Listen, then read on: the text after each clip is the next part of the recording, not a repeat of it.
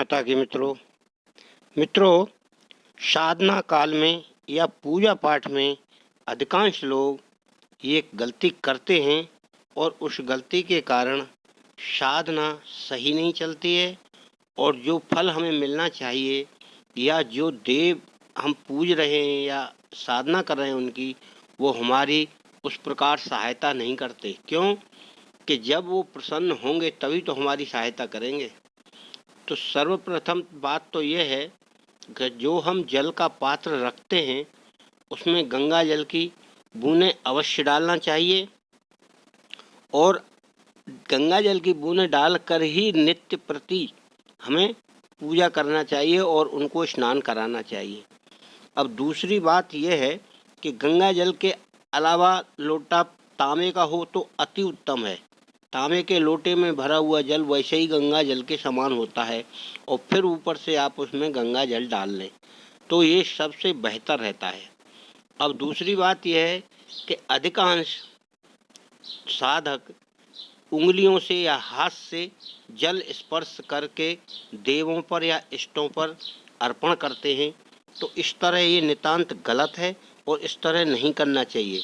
इसके लिए साधक को या तो आम के पत्ते हों 1-2 या फिर पान के पत्ते होना चाहिए, उससे जल में डुबाकर देवों के ऊपर अर्पण करना चाहिए। उससे देव अधिक प्रसन्न रहते हैं, क्योंकि पानी में हाथ डालकर देवों को ऊपर अर्पण करना वह शोभा नहीं देता और उसे अशुद्धि की श्रेणी मानी जाती है, क्योंकि वह अशुद्ध होता है। और जो पत्ता पान का है वो शुभ माना जाता है और पीपल का पत्ता हो तो वो भी चलेगा, और अगर पीपल का नहीं है या पान का भी नहीं है तो आप आम का पत्ता लें, सबसे शुभ है वो, उसका फल सही रहता है। उससे सारे हमारे इष्ट देव या देव जिनकी हम साधना करते हैं वो प्रसन्न रहते हैं। और उसी प्रकार रोज़ साधना में उसका इस्तेमाल करें। 1 या 2 दिन बाद उस पत्ते को आप बदल दें, क्योंकि सूख जाएगा, खराब हो जाएगा। तो जब भी आप देखें पत्ता आराम से मिल जाता है, ऐसा कुछ नहीं है कि जो ना मिले। आप उसका इस्तेमाल करके देवों को प्रसन्न करेंगे ज़्यादा से ज़्यादा, तभी इष्ट देव या जिस देव की आप पूजा कर रहे हैं वो प्रसन्न होकर आपको शुभ फल देगा और आपके जीवन में सुख समृद्धि भरपूर रहेगी।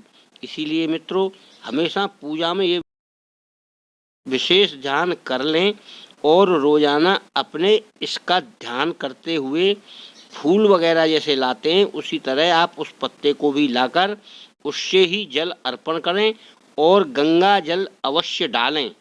यह मेरी आपसे प्रार्थना है, आप तभी फल प्राप्त कर पाएंगे। कई लोगों को फल प्राप्त नहीं हो रहे हैं, कहते हैं कि बहुत दिन से हम पूजा पाठ कर रहे हैं मगर कुछ दिखाई नहीं पड़ता। तो मित्रों, ये छोटी छोटी सी जो हमारी पूजा की गलतियां हैं, इन्हें सुधार कर अगर हम करेंगे तो हमें अति उत्तम फल प्राप्त होगा। मित्रों, जय माता की। आप अपना ध्यान करते हुए ही साधना करें।